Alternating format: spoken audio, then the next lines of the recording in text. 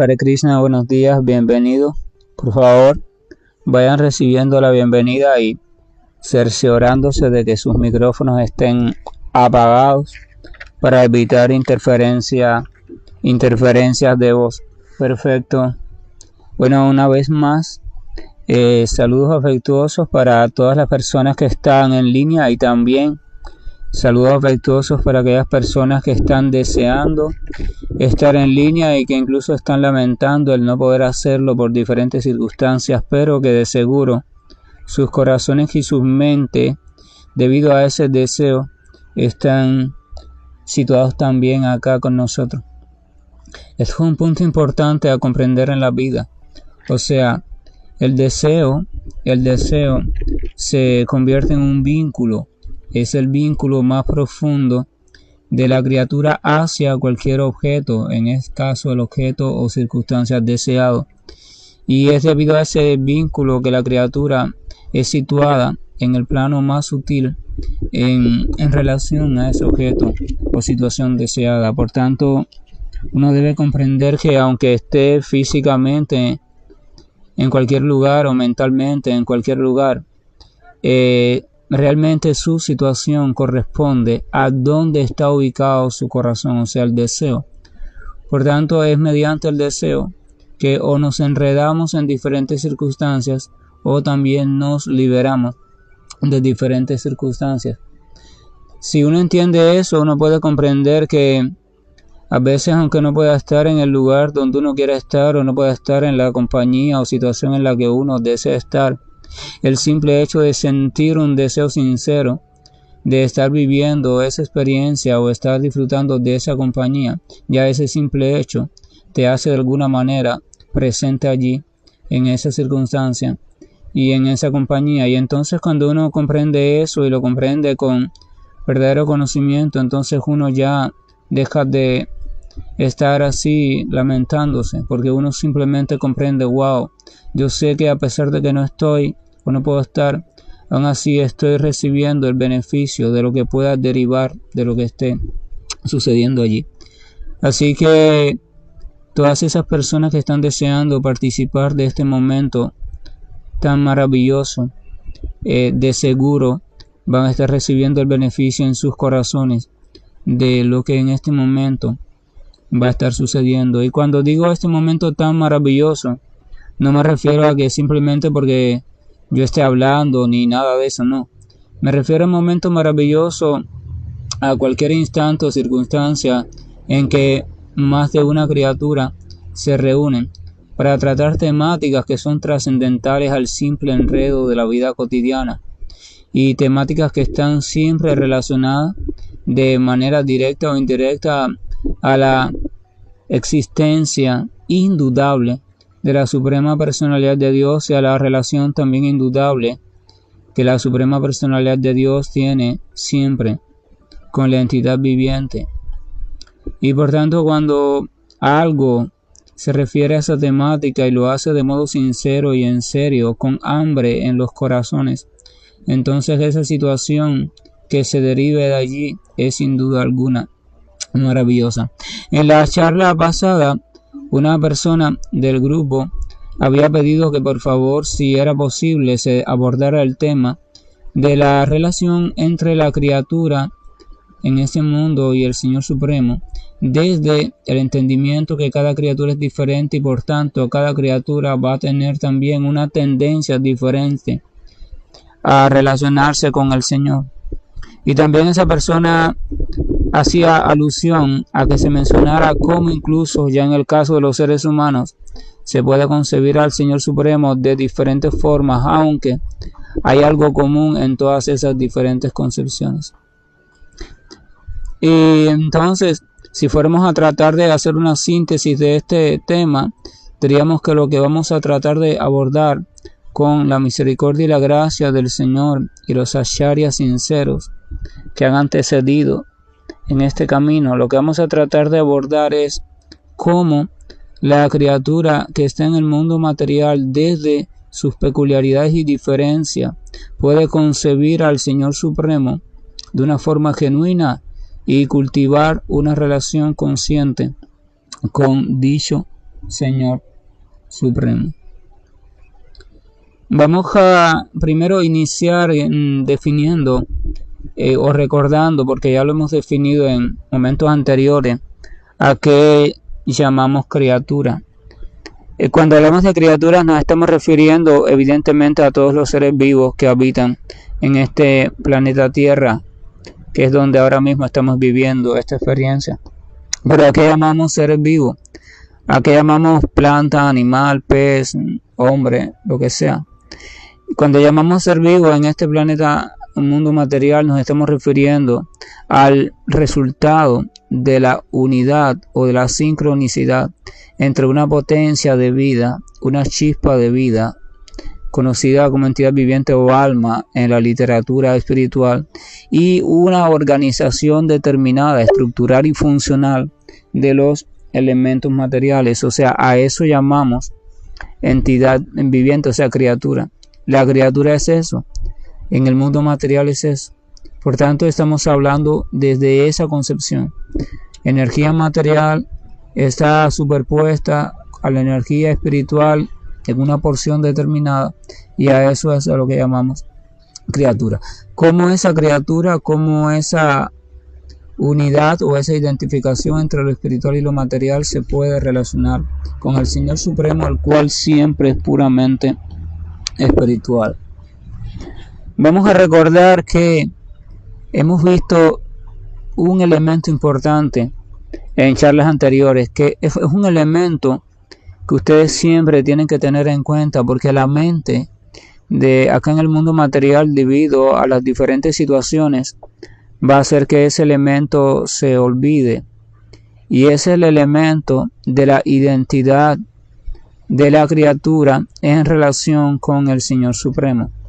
Vamos a la autoridad que dice Bhagavad Gita. En Bhagavad Gita, Krishna dice en el capítulo 2, verso 35, al finalizar este verso, dice: verás que todos los seres vivientes son parte del Supremo, es decir, que son míos. O sea, Krishna le dice a Arjuna que cuando cultive conocimiento verdadero y salga de la confusión de la mente y de la confusión de los deseos y de los rechazos y de todas esas cuestiones, va a poder ver desde una mente estable que todo lo que le llama criatura o seres vivientes en este mundo material, en verdad no son más que partes del Señor Supremo. O sea, desde ese punto de vista podemos entender que hay una relación allí eterna entre la criatura y el Señor Supremo. Son partes del Señor Supremo. Pero en el propio Bhagavad Gita, capítulo 16, verso 61, el Señor también explica: las entidades vivientes están sentadas como en una máquina hecha de energía material. Ya este verso lo hemos visto en charlas anteriores. O sea, aquí da una definición de qué es la entidad viviente en este mundo material. Es la entidad viviente o chispa de vida o porción de vida sentada, o sea, ubicada en una maquinaria hecha de energía material. O sea, la unidad aparente entre materia y espíritu. Eso es criatura, una porción de energía material inteligentemente organizada en función de los deseos de una fuerza viviente pensante a la cual se le llama alma. Todo ser vivo, por tanto, es esa mezcla. En todo ser vivo, por tanto, hay una fuerza viviente que no se puede contemplar directamente, pero se puede contemplar a través de su manifestación conforme a sus peculiaridades. Ahora, ¿qué pasa? El propio Bhagavad Gita también explica: debes saber que de todo lo material y lo espiritual que hay en este mundo, yo soy el origen y el final.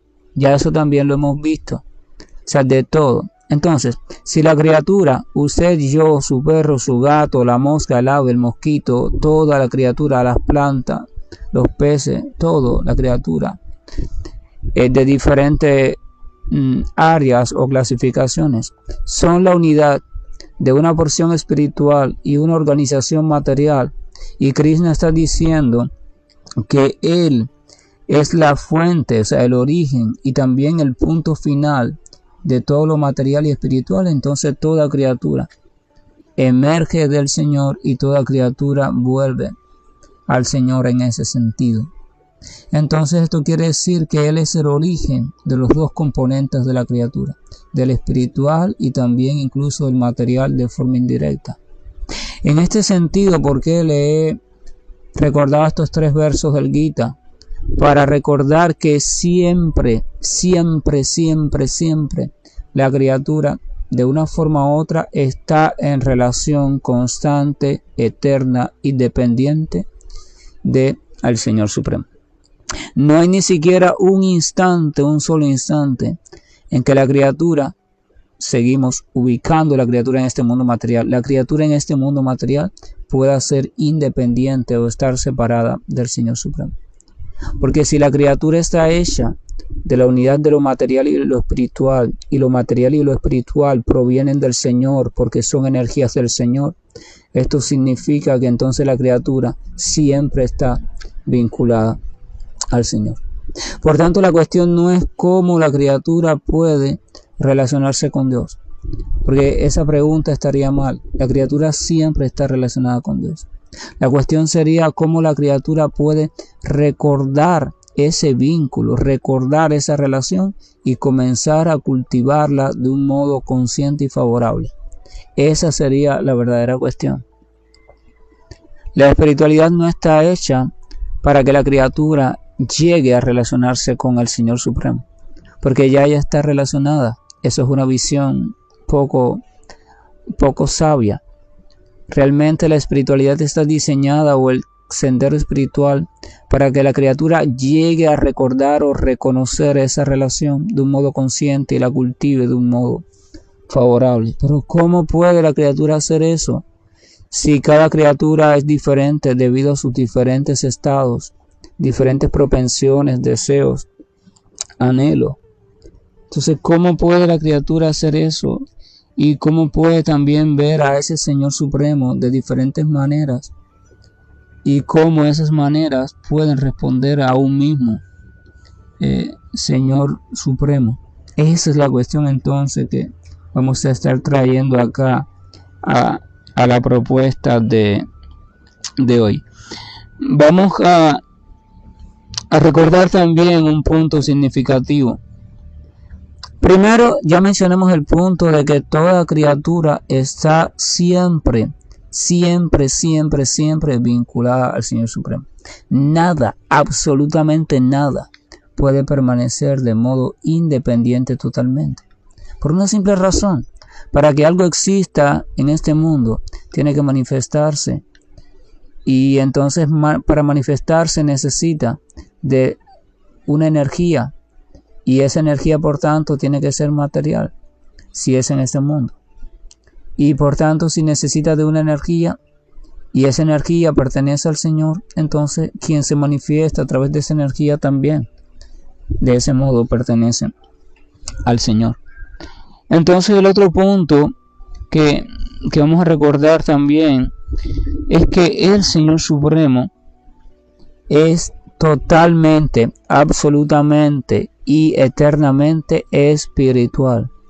El Señor Supremo siempre es espiritual, 100%. Por tanto, si esto, que a veces lo olvidamos, y debido a eso caemos en muchos errores de relación y de comprensión, si esto es así siempre, entonces se sobreentiende que es necesario aceptar al Señor Supremo como criatura espiritual, como ser espiritual, ser supremo espiritual. Eso es lo primero que hay que hacer. O sea, si yo no acepto al Señor Supremo como el ser supremo espiritual, entonces mi relación nunca es con Él, es con una idea que yo tengo de Él. Primero tengo que aceptarlo como tal. Y por tanto, si yo lo acepto como tal, entonces es que puedo relacionarme con Él tal y como es. Si yo no acepto a Dios como Espíritu Supremo, nunca podré relacionarme con Él.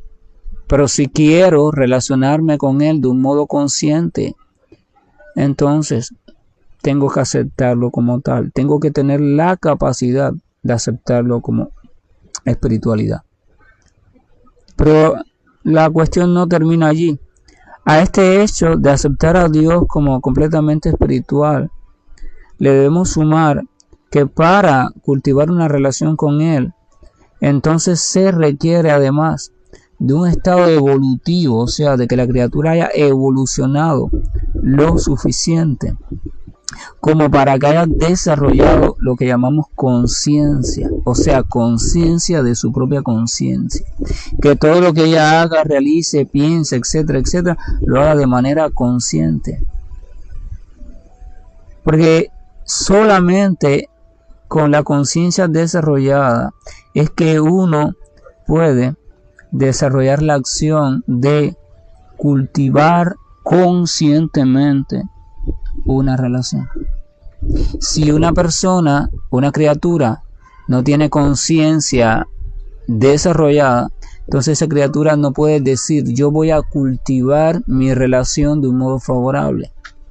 Porque si usted se ha arrastrado únicamente por los instintos o las cuestiones de los condicionamientos del cuerpo y la mente, usted no puede tomar en sus manos el proceso de cultivar una relación. Cultivar una relación, la relación existe, pero cultivarla en una dirección favorable necesita de conciencia desarrollada, para que usted trace una estrategia, para que usted vea los problemas que hay en la relación, para que usted busque modos de solucionarlo, ¿verdad? Sin conciencia desarrollada no se puede. Ahora, pero conciencia desarrollada implica en este mundo material que haya una estructura material también que sea capaz de manifestar esa conciencia.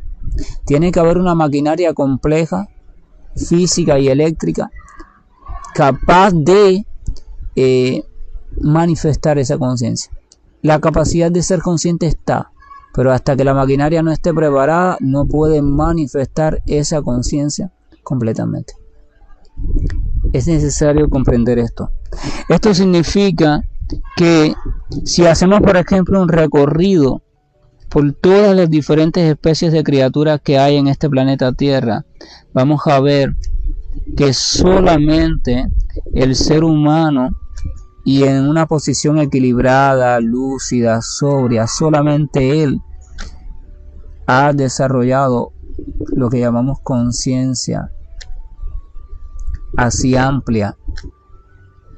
O sea, por tanto, solamente desde la maquinaria que conocemos como ser humano y desde la vida como ser humano es que es posible entonces realizar de manera consciente el cultivo de nuestra relación con el Señor Supremo. Porque planteamos ya, ese cultivo tiene que partir de primero aceptar y concebir al Señor como espíritu puro.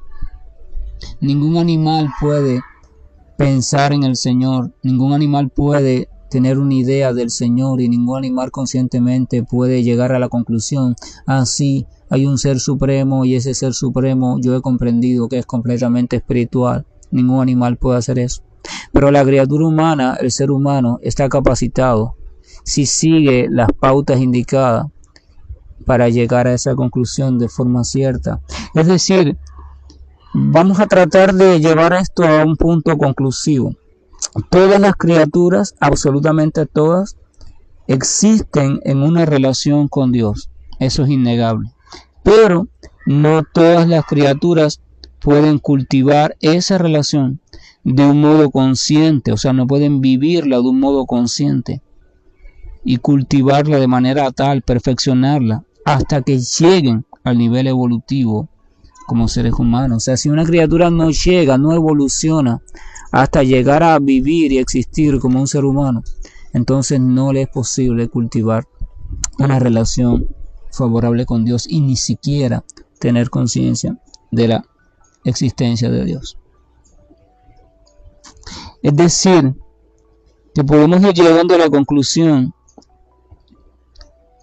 una conclusión de hecho muy importante, que es que si la criatura que ha logrado alcanzar la forma de vida humana La criatura esa que ha logrado alcanzar esa forma de vida humana no desarrolla interés y no se ocupa en el asunto vinculado a su relación con Dios y no se ocupa en la forma de cultivar dicha relación, entonces se debe entender que esa criatura no está cumpliendo con su objetivo o con el objetivo establecido para dicho tipo de vida humana. O sea, si el ser humano es el único nivel de existencia de criatura en este planeta que puede llegar a preocuparse por el desarrollo de una relación favorable con Krishna o con Dios, y aún así no lo hace, entonces se debe entender que no está cumpliendo con su objetivo como ser humano, no está viviendo como ser humano, está viviendo como un animal sofisticado, con teléfono, computadora, automóviles, naves espaciales, teorías muy avanzadas sobre matemática, física y química, teología y todas esas cuestiones, temas filosóficos, lenguajes en no sé cuántos tipos de idiomas, pero no es más que eso, un animal muy sofisticado. El punto de inicio del ser humano está en cuanto ese animal sofisticado comienza a comprender que hay un ser superior. Esa primera comprensión básica, de un modo todavía muy general, eso es lo que marca el punto de vista de inicio de la vida como ser humano. Mientras que uno no llega a eso o no llega a esa inquietud, entonces todavía uno está, según la literatura védica, en el área animal. Por tanto, no puede perfeccionarse, se queda allí detenido. Entonces, llegamos al punto donde todas las respuestas a la pregunta que nos estamos haciendo en esta charla se tiene que centrar en el ser humano. No es entonces cómo puede la criatura desde su variedad cultivar una relación con Dios, no. ¿Cómo puede el ser humano desde su variedad cultivar una relación con Dios? Fíjense cómo la pregunta y la cuestión se ha ido esclareciendo y se ha ido reduciendo a una sola especie, la especie humana. La especie humana. Y la especie humana debemos comprenderla como no solo en su forma física, no solo que anatómicamente sea un ser humano, no solo que haya cumplido el desarrollo psicológico, o sea, haya desarrollado toda esta cuestión de una personalidad organizada, desarrollo adecuado de la inteligencia, la creatividad, los valores elevados, todo eso. No, sino también que esté comenzando a vivir como tal, cumpliendo con el objetivo de ser humano, o sea, haciéndose preguntas sobre qué es lo que controla todo esto, qué es lo que controla todo este mundo, de dónde viene todo este mundo, qué es lo que... O sea, tiene que haber algo superior. Esa es la inquietud humana inicial de la vida humana. Si eso no está y estoy enredado en la supervivencia, en el descanso, en el goce de los sentidos, nada más, en la vida, el sufrimiento, nada, un animal sofisticado. Pero en la medida en que yo voy llegando a la conclusión de que tiene que haber algo superior, allí estoy comenzando a formarme lo que se llama vida realmente humana. Entonces, en este tema que nos ocupa en la mañana de hoy, es importante tomar como referencia inicial, o sea, como punto de partida para la clasificación de cuando una criatura pasa de la vida animal a la vida humana. Ese punto de partida que vamos a tomar y aceptar es el punto de la noción y la aceptación de que existe un ser supremo.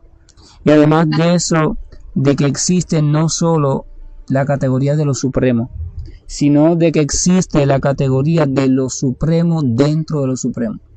O sea, primero aceptar que existe lo supremo. En todo hay algo supremo, algo superior. Perfecto. Esa jerarquía es necesario aceptarla. Pero más que eso, aceptar que de todo lo que pueda llamarse superior, hay algo que es lo superior de todo eso superior. Ese es el Señor Supremo. Eso también hay que aceptarla. Y esa aceptación y vivir en relación o desde esa aceptación Eso es lo que recibe el nombre de fe. O sea, fe es que aún sin comprobarlo, uno pueda estar seguro a ciencia cierta de que existe algo supremo dentro de todo lo que pueda verse como superior. Eso es lo que se llama fe. Y entonces, por tanto, se puede concluir que la fe, en ese sentido, es el primer escalón de la vida realmente humana. Una vida sin asomo de la más mínima fe en un ser supremo dentro de lo supremo no es llamada vida humana por la literatura védica ni por la literatura autorizada desde el punto de vista espiritual de ninguna cultura. La fe es el inicio de la vida humana. Evidentemente esa fe todavía es inmadura, no está muy clara, pero ya existe. Está una certeza. Hay un átomo de certeza allí que me está creando inquietudes trascendentales. Entonces yo estoy comenzando a vivir como ser humano. Por tanto, la fe es el escalón inicial de esa vida. Y por tanto, siendo la relación directa y pura el escalón último. O sea, comienza en una fe ahí muy débil. Ese es el punto inicial de la vida humana. Sigue un largo camino. Y el punto culminante o perfecto de la vida humana es cuando esa fe llega a transformarse en una relación completamente directa y pura, llena de conocimiento, amor y felicidad. O sea, una relación con ese ser supremo. Cuando ese punto aparece, es a lo que llamamos vida humana perfecta desde el punto de vista de las Escrituras. Ahora bien, aunque todos los modos son aceptables, o sea, desde el punto de vista que todos son intentos de una posible relación con Dios, por tanto todos los modos son admirables, los caminos, los senderos, los conceptos, las teologías, las diferentes filosofías, aunque todo eso es aplaudible y admirable porque al menos un intento de la criatura, es un asomo en la criatura de trascendencia, aunque esto sí es cierto, también es lógico desde el punto de vista inteligente comprender que ha de existir sin lugar a duda una diferencia jerárquica, o sea, una diferencia evolutiva entre todos estos, y que esa diferencia está determinada o va a estar determinada por el grado de lucidez o comprensión que la criatura vaya logrando sobre sí misma y también sobre Dios. Va a estar también determinada por el grado de pureza o sinceridad desde el cual se le esté buscando, o sea, a ese ser supremo. Y además de eso, por el grado de liberación de la conciencia que la criatura vaya logrando con respecto al condicionamiento material. Por ejemplo, en los estudios primarios, todos los estudios son maravillosos, desde el primer grado hasta sexto grado en el caso de Cuba. Pero se debe comprender que en sexto grado el estudiante tiene más conocimiento y está mejor equipado que en primer grado. Aunque en primer grado él está dando lo mejor de sí, aún así se debe comprender que primer grado está en nivel evolutivo por debajo de sexto grado. Entonces es natural comprender que tiene que haber una organización de etapas, una organización de senderos, caminos y conclusiones, desde el inicio de la vida humana hasta la comprensión perfecta de lo que es la relación con Dios.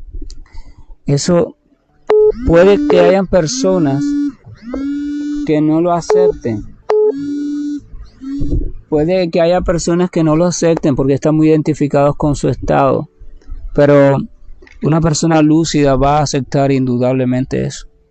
Y entonces si uno acepta eso y uno comienza a ver todo este asunto de la relación o cultivo de la relación con Dios como una evolución, entonces no sería inteligente pensar o seguir pensando o apoyar el criterio de que simplemente se trata de aceptar cualquier cosa ni cualquier tipo de modalidad o práctica en el intento de relación con Dios y que al final de cuentas da lo mismo cualquiera que uno acepte. Porque acabamos de hablar de que sin duda debe de haber una organización jerárquica. O sea, entonces, por ejemplo, no es lo mismo decir, no, da lo mismo, yo quiero resolver un problema matemático, así que da lo mismo, lo importante es estar en la escuela, da lo mismo estar en primer grado que en sexto grado. No, no da lo mismo. Pensar así es tonto. Uno debe comenzar por aquel grado en el cual uno encaja perfectamente, pero debe saber que allí no está la cuestión. Ese grado debe de irse llevando a otro grado, a otro, hasta que llegue al estado perfecto, o sea, a la graduación de lo que es el ser humano como tal. Lo que quiero decir es que se debe comprender que el conocimiento auténtico, el conocimiento sin velos sobre el Señor Supremo en su original expresión, así como también sobre la relación personal con Él, ese conocimiento no es posible adquirirlo, desarrollarlo de modo lúcido desde ninguno de los estados intermedios, o sea, desde ningún estado que no sea el estado de la perfección humana o la modalidad de la bondad pura.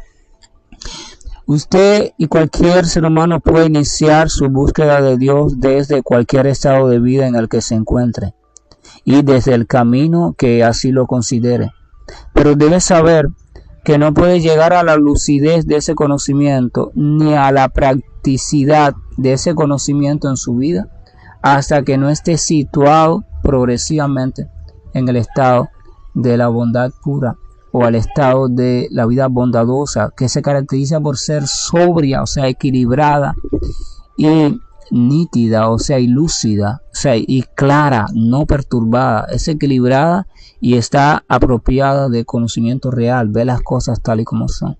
Solamente cuando el ser humano llega poco a poco a situarse allí, en ese punto, en ese estado, es que puede en verdad comprender y vivir todo este asunto del cultivo de la relación favorable con Dios.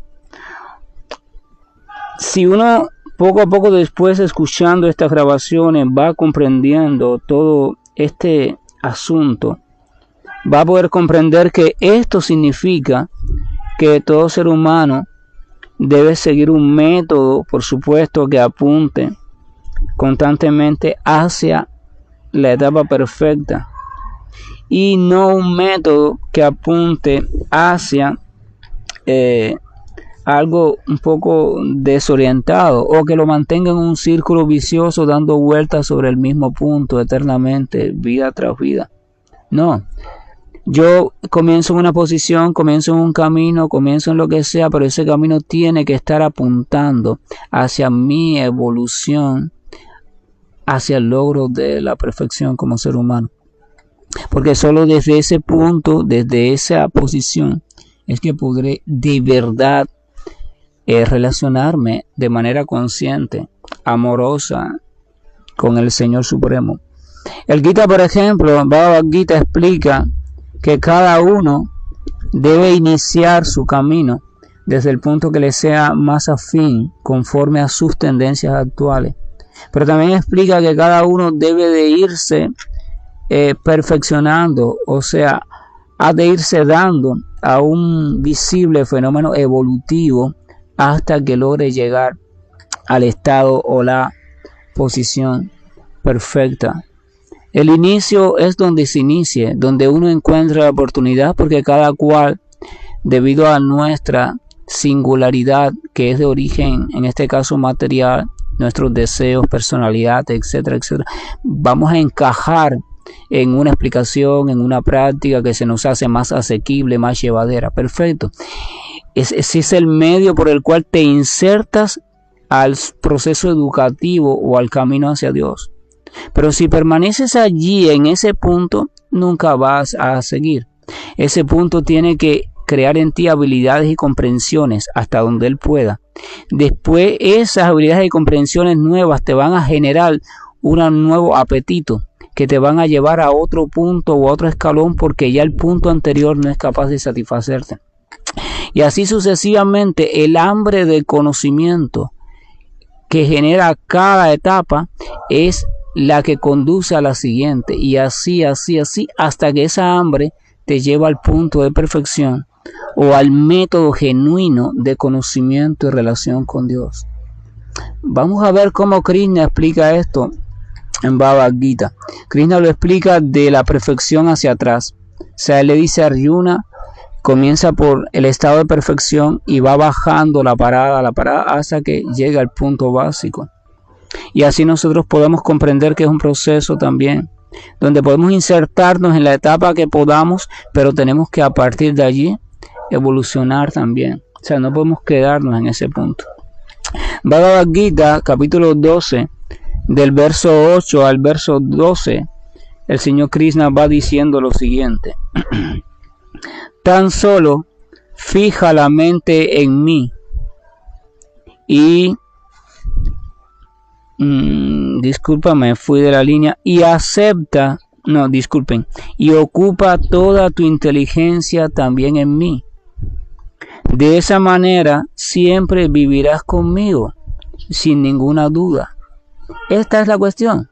La perfección de una relación favorable es llegar a vivir constantemente en armonía perfecta con el sujeto de relación.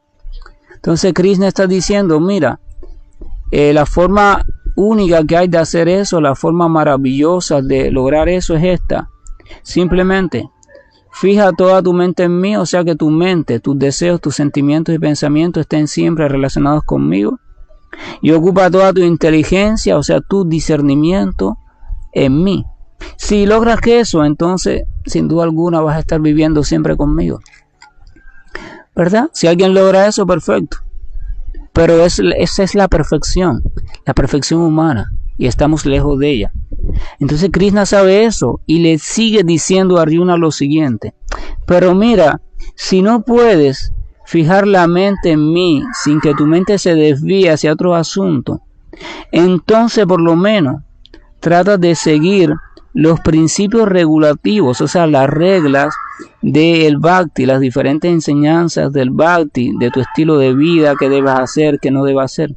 Porque de ese modo, poco a poco, vas a ir cultivando el deseo de venir a mí. O sea, si no puedes mantener tu mente fija en mí, tu inteligencia fija en mí, entonces al menos trata de guiarte por las regulaciones de un maestro. Porque esas regulaciones están hechas para que poco a poco vaya despertando en ti el deseo de tenerme, de vivir conmigo, de estar siempre conmigo, de relacionarte conmigo. Y es ese deseo el que te va a unir a mí. Pero Krishna sigue diciendo, pero mira, si tampoco puedes practicar de manera perfecta esas reglas y regulaciones, si no puedes seguir esas enseñanzas, entonces por lo menos trata de trabajar, o sea, realizar tus actividades para mí. Dedícame tus actividades a mí. Porque si haces eso, vas a llegar poco a poco a la etapa perfecta. O sea, Krishna, si ni siquiera puedes seguir una práctica regulada de manera firme, entonces al menos proponte que todo lo que tú hagas durante tu día, pensar, hablar, lo que sea, me lo ofrezcas a mí. O sea, proponte, yo voy a hacer esto para el Señor. Yo voy a hacer esto para el Señor. Y en tu corazón internamente. Pero a veces ni siquiera hacemos eso. No lo podemos hacer porque estamos muy enredados y nuestra mente anda divariando. Entonces Krishna sigue bajando de nivel y dice, pero si tampoco puedes trabajar consciente de mí, o sea, trabajar con la conciencia puesta en mí, vivir con la conciencia puesta en mí, entonces al menos trata de actuar renunciando a los resultados y trata de situarte en el ser. Mira, si no puedes trabajar dedicándome las cosas a mí, entonces por lo menos trata de no querer aprovecharte del resultado.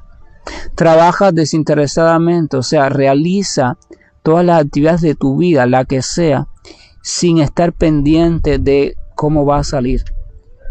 No te pongas al pendiente, voy a hacer esto porque voy a ganar tanto, o porque me va a salir de esta forma, o porque si haga esto voy a obtener tal resultado, tal placer, o voy a organizar esto porque me va a salir así. No, si haces eso te vas a frustrar o te vas a atar si te sale bien. Y si te atas o te frustras, tu mente quedará encadenada y no podrás venir a mí.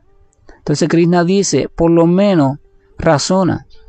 Mira, las cosas no dependen de ti, son el resultado de muchos factores. Por tanto, tú simplemente, cuando vayas a hacer algo, hazlo simplemente. Hazlo de la mejor manera posible, hazlo de la forma más equilibrada posible, pero no te quedes pendiente de cómo va a salir. No te hagas esclavo del resultado, porque si te haces esclavo del resultado o te proyectas un resultado determinado que es el que tú quieres, lo más probable es que sufras. Vas a sufrir. Pero entonces Krishna sigue.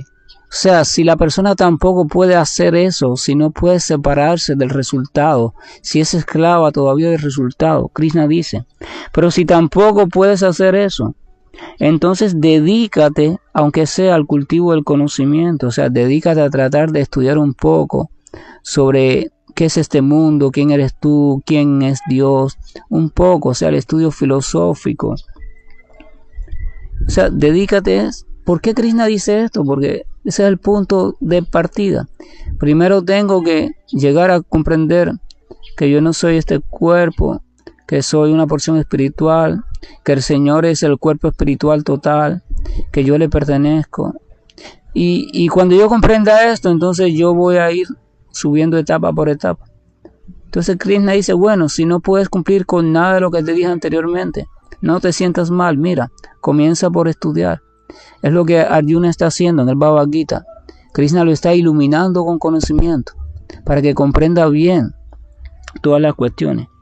Entonces Krishna dice, pero aunque comiences por estudiar, no te quedes allí atrapado en ese interminable estudio, porque debes saber que mejor que el conocimiento filosófico o el estudio filosófico es después que logres situarte en la meditación de lo que aprendiste, o sea, en la reflexión profunda de lo que aprendiste.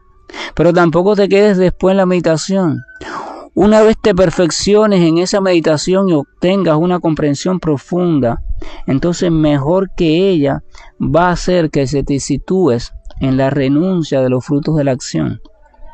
Pero ni siquiera allí te debes quedar, sino que debes seguir evolucionando hasta la perfecta entrega hacia mí.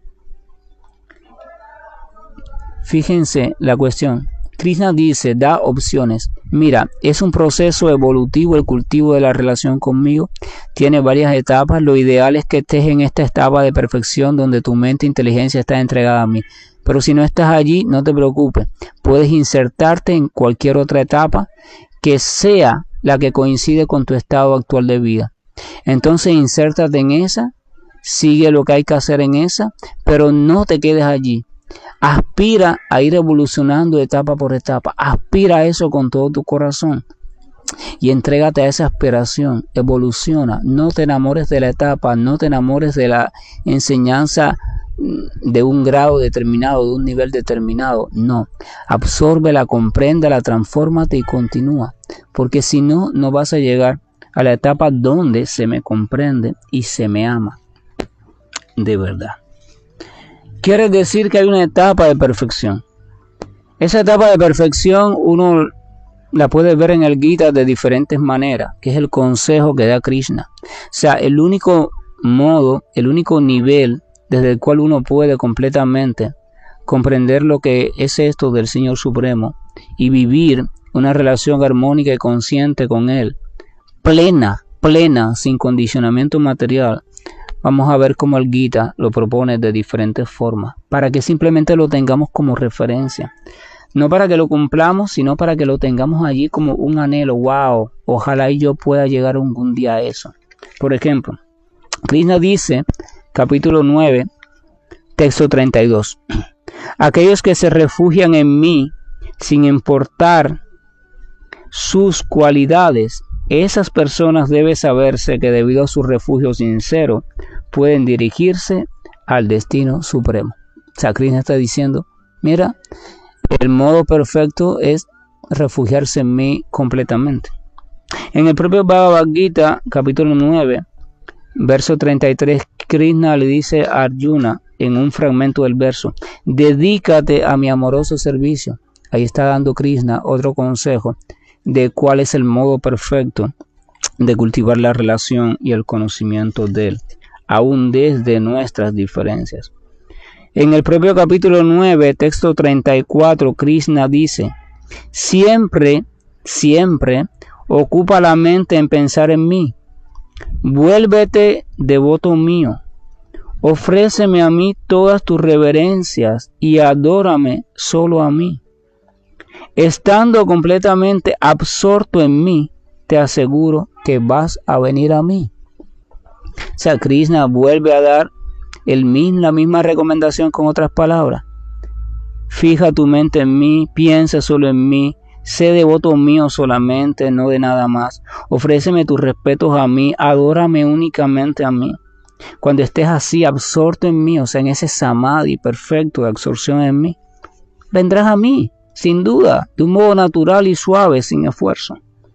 En el propio capítulo 9, verso 27, Krishna dice, todo lo que hagas, todo lo que comas, todo lo que regales, todo lo que ofrezcas, y todas las austeridades, ayunos, sacrificios que quieras realizar, hazlos, pero hazlos como una ofrenda a mí, porque si no, no tienen sentido espiritual.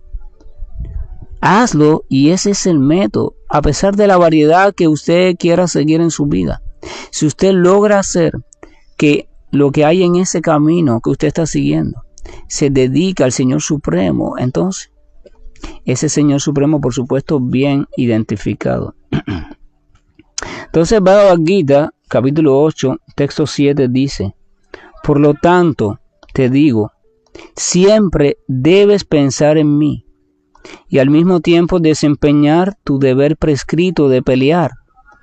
Con tus actividades dedicadas a mí y con la mente y la inteligencia fijas en mí, llegarás a mí sin duda. Aquí hay algo importante porque Krishna está unificando la actividad específica de cada cual según su estilo de vida y sus deberes prescritos según su nacimiento y la actividad eterna. La actividad eterna de la criatura viviente como ser humano es servir al Señor Supremo de una manera definida, con una identidad definida del Señor Supremo. Esa es la actividad eterna del ser humano. Y la actividad temporal es aquella que está en concordancia con el tipo de cuerpo y posición en la que ha nacido. Hombre, mujer, en un país rico, en un país pobre, en un país agricultor, en un país ganadero, en una casa de gobernante, o sea, según la posición específica y su tendencia interna, son sus actitudes, sus tendencias, sus disposiciones. Entonces la criatura, la perfección es desde tu diferenciación, desde tu tendencia de estudio o de práctica, desde esa tendencia, debes dirigir esa tendencia a servirme a mí. Que lo que tú hagas movido por tu tendencia se dirija hacia mí. Por eso en el Bhagavad Gita también Krishna le dice a Arjuna, debes cumplir con tu deber religioso de pelear. Esto es interesante porque Krishna le llama deber religioso. Krishna no le dice con tu deber de pelear, no, deber religioso. O sea, tú por naturaleza eres guerrero, tienes carácter fuerte, impulsivo. Coge ese carácter y dirígelo hacia mí. O sea, pelea guiado por mí. Porque si tú no te guías por mí, si no te depositas a mis pies, vas a pelear de todas formas, porque estás obligado a pelear por tu carácter, pero lo vas a hacer de un modo equivocado, o sea, te vas a dirigir hacia el pecado. Esta es la cuestión y este es el secreto. Bhakti significa la tendencia que yo tenga. Si yo tengo tendencia de ser estudioso, filosófico, analítico, perfecto. Estudia ese analítico, pero dedica ese estudio a buscar sobre el Señor Supremo. Si tengo tendencia a realizar rituales, me gustan los rituales, los altares, todas esas cuestiones, perfecto. Dedícate a eso, pero dirige esos rituales y esos altares a el Señor Supremo. O sea, que lo representen a Él y no a nadie más.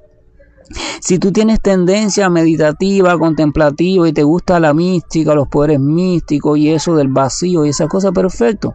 Dedica esa tendencia meditativa, pero hacia el Señor Supremo. O sea, medita en el Señor Supremo, en un texto de Él, en una palabra de Él, en una forma de Él descrita por las Escrituras.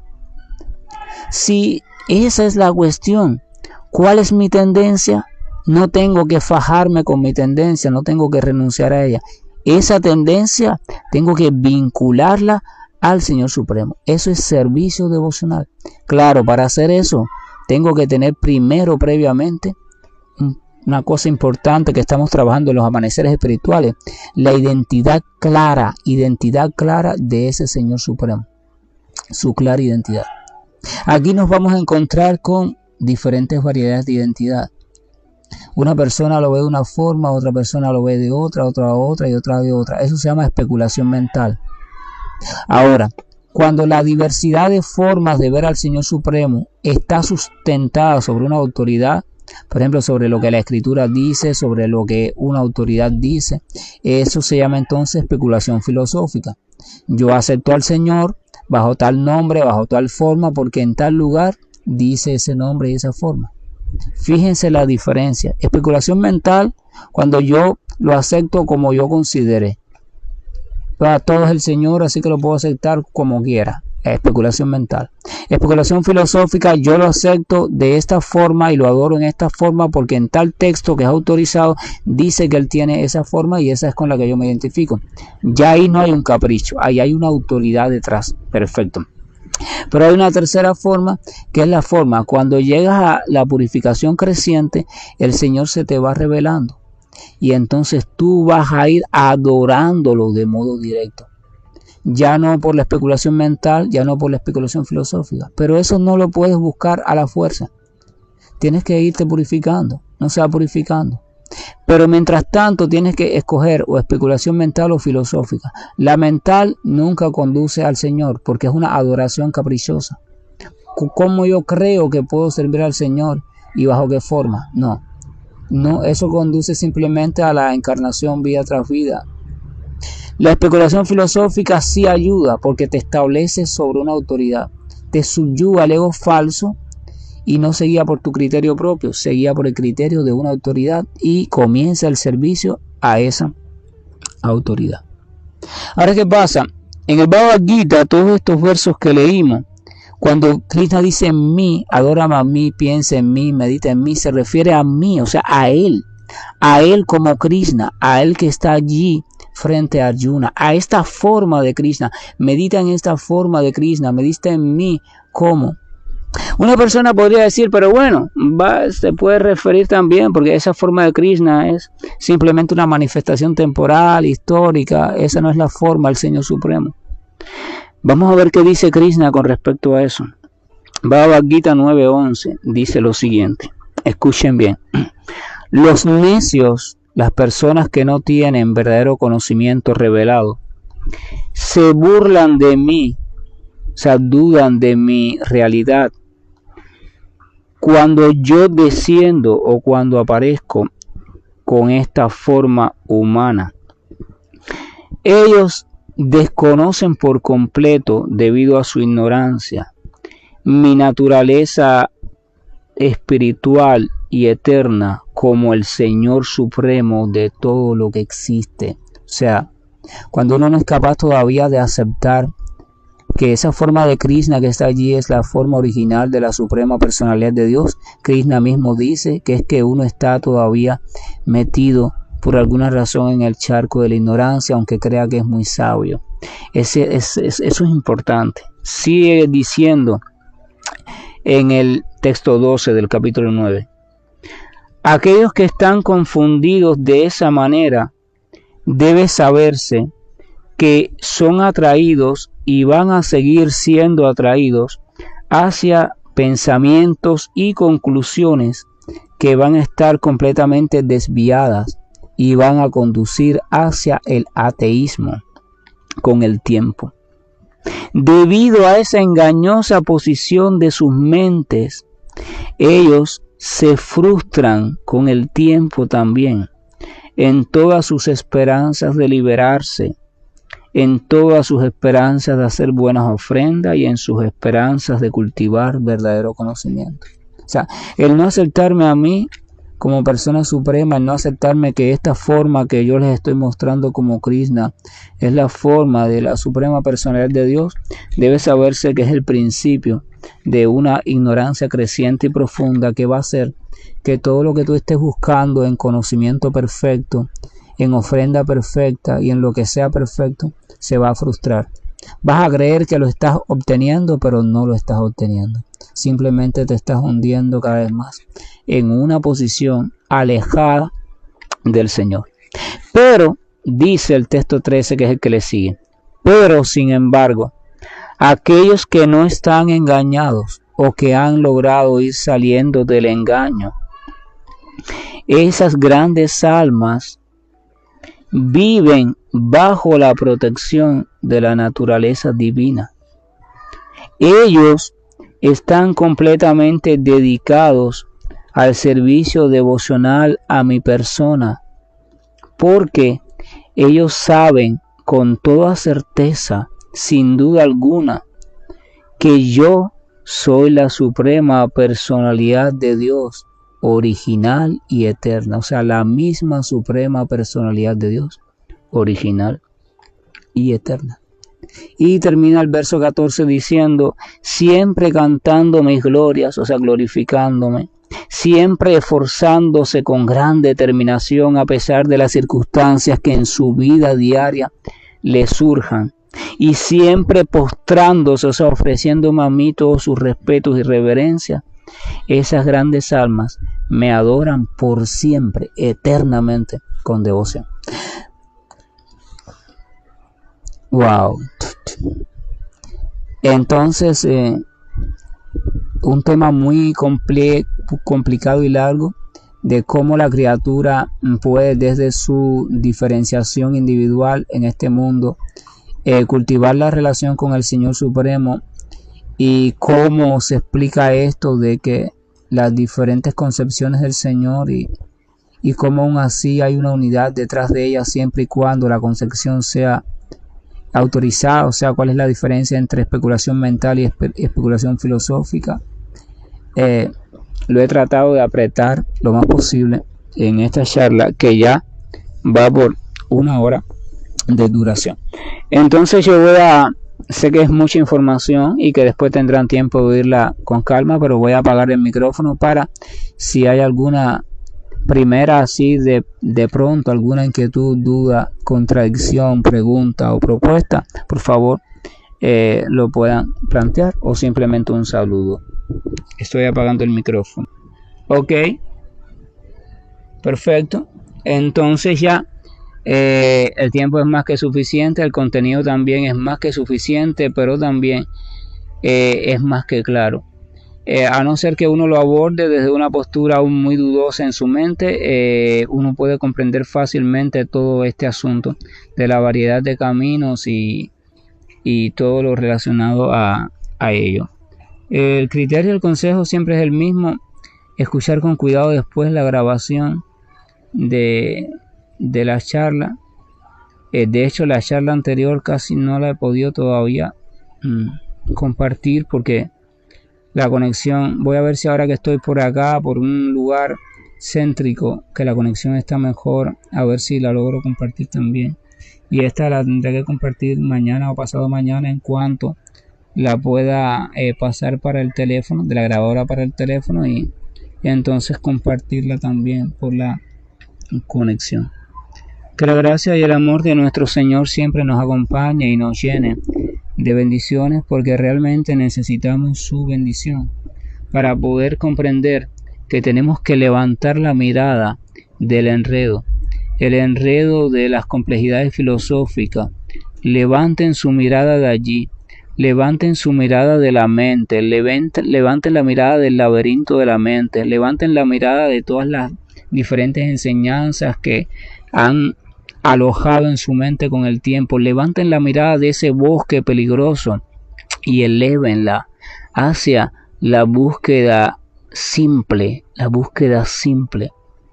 y el reencuentro simple también con el Señor amoroso y supremo.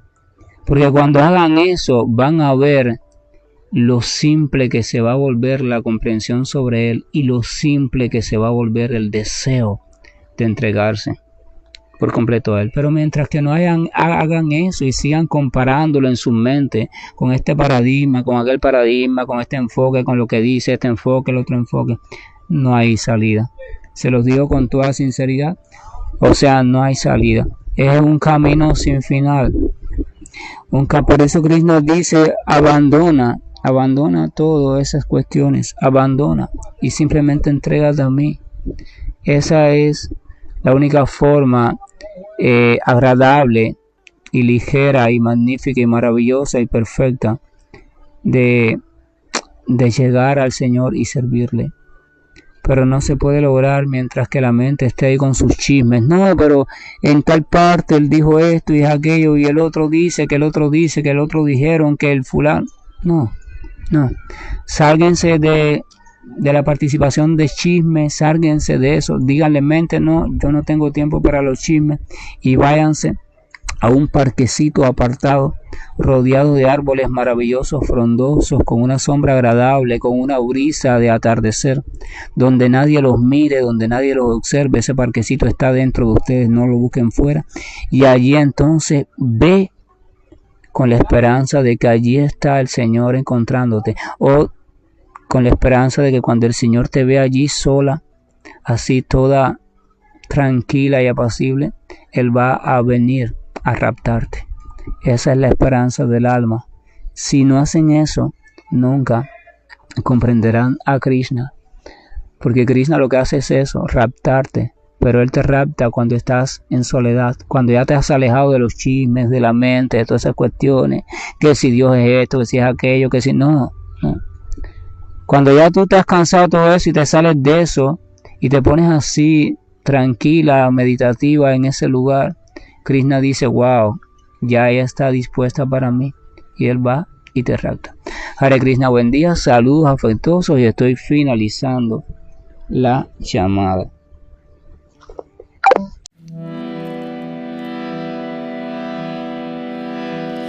Hare Krishna, Hare Krishna, Krishna Krishna, Hare Hare,